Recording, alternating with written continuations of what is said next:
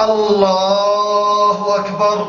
الحمد لله رب العالمين الرحمن الرحيم مالك يوم الدين إياك نعبد وإياك نستعين اهدنا الصراط المستقيم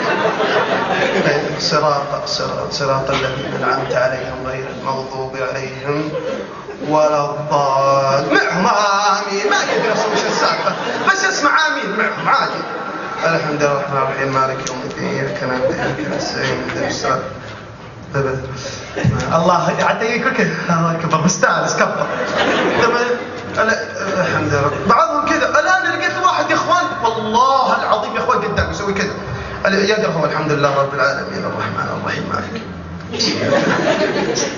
اهدنا الصراط المستقيم. أنا بغيت قلت الحين بيسوي كذا الحين. هذا تسخين هذا. أنا خايف يجي شد عضلي بالصلاة من كثر هذه صلاتنا. شوف صلاة الطلاب بالمدارس شلون.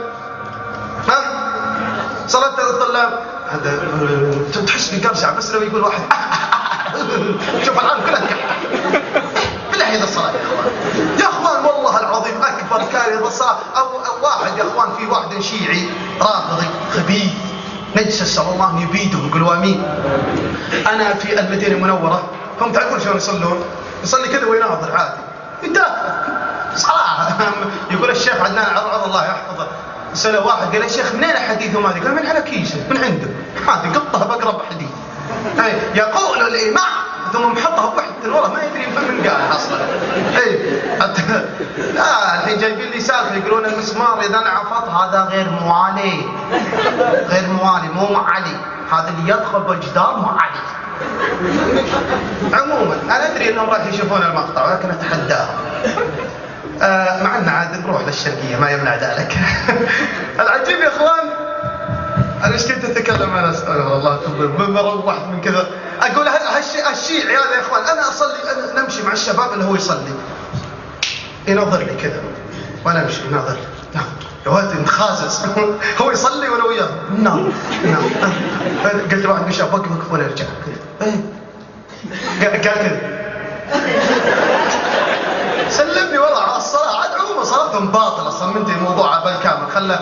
يا اخوان وفي موقف طريف يا اخوان قبل لا ندخل بالموضوع عطني تكفى اذا اكتب لي ورقة باقي عشان ندخل بالموضوع زين لان الموضوع لابد ان يكون ختامي.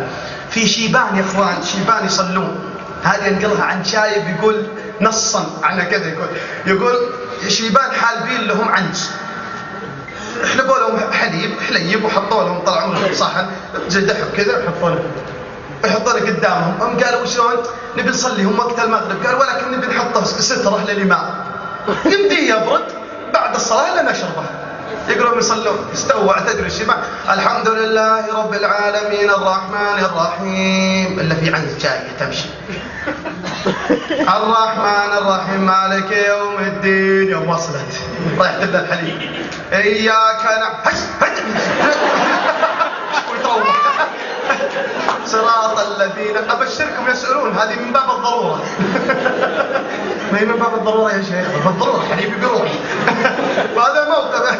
فيا اخوان انا